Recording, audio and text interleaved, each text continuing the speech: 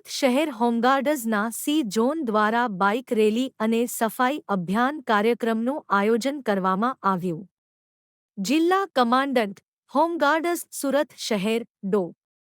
પ્રફુલ્લ વી શિરોયા સાહેબશ્રીના અધ્યક્ષમાં આ વર્ષે હોમગાર્ડઝ દિવસની ઉજવણીના ભાગરૂપે C zone officer commanding Shri Girish H.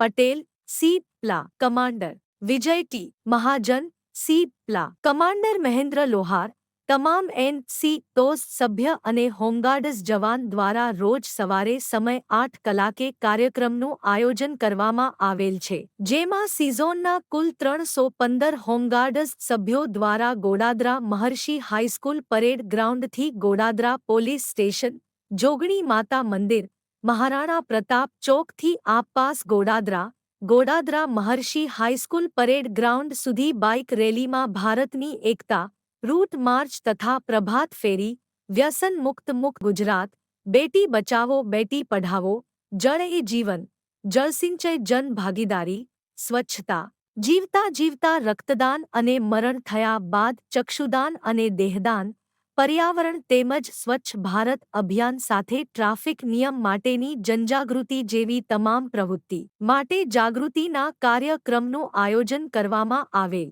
સાથે સાથે મહર્ષિ સ્કૂલનું મેદાનની સફાઈ પણ કરવામાં આવેલ.